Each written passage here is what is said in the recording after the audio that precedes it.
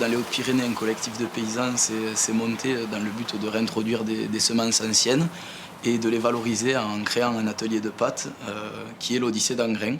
Donc nous, on utilise vraiment un blé, plusieurs blés anciens, dont les blés poulards, pour faire des pâtes bio qu'on va transformer ici à Sizos, dans les Hautes-Pyrénées. Moi, je suis Aurélien, du coup, je suis à la fabrication des pâtes, je suis pastier.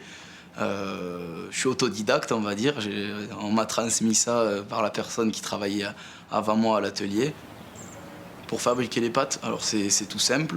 On a le grain qu'on va récolter après la moisson. Ce grain, on va l'amener dans un moulin. Après mouture, ça va nous donner la farine. La farine, on va la stocker dans une pièce climatisée et ensuite on va la mettre dans la machine à pâtes. Et on a une machine exprès pour faire des pâtes. On verse 25 kg de farine, on met la quantité d'eau qu'il faut, on calcule l'humidité et ensuite on calcule notre quantité d'eau à mettre. On met l'eau et ensuite les pâtes sont mélangées pendant malaxées pendant une vingtaine de minutes. Et ensuite, elles sont extrudées par une vis sans fin qui va compresser la pâte, l'amener au moule. Et ensuite, nous, on va insérer nos différents moules. On choisit notre forme de pâte. Et l'objectif, c'est de les étaler sur ce qu'on appelle des clayettes de façon homogène. Et ensuite, de les mettre dans un séchoir pour les faire sécher pendant un certain temps, une quinzaine d'heures, lentement et à basse température. Le rôle du pastier, c'est d'être très précis sur l'étalage des pâtes pour ensuite que ces pâtes soient vraiment homogènes et une bonne texture après cuisson.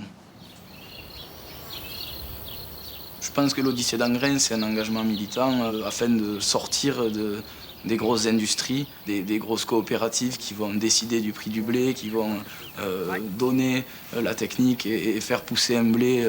Le blé va arriver, ils vont eux-mêmes dire je vous en donne tant ou tant.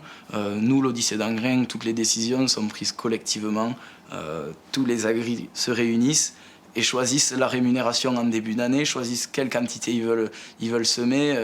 C'est vraiment ça qui fait aussi la beauté du projet.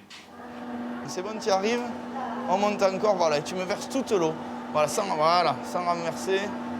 Super. On reçoit par moments des groupes de centres de loisirs, des groupes d'écoles primaires, et on essaye de transmettre, de montrer ce qu'on fait justement du champ jusqu'à la fabrication de pâtes, et dans le but qu'ils prennent conscience de ce qu'ils vont retrouver dans l'assiette, et pas seulement une boîte qu'ils vont acheter dans un magasin avec les pâtes qu'on fait cuire comme ça. Les pâtes, on les soigne tout doucement. Et on essaye d'aller la poser là-bas sur l'autre, sans faire tomber. Alors nous, la différence avec des pâtes normales, c'est que nos pâtes sont faites avec des blés anciens qui sont plus difficiles à maîtriser, mais leurs qualités nutritionnelles sont vraiment importantes. Leur gluten est vraiment digeste, leur texture, leur goût est assez prononcé et différent. C'est une pâte qui sera plus brune que blanche. C'est la couleur du blé qui fait ça. Il n'y a rien d'autre que de l'eau et du blé dans nos pâtes. Ces pâtes sont extraordinaires.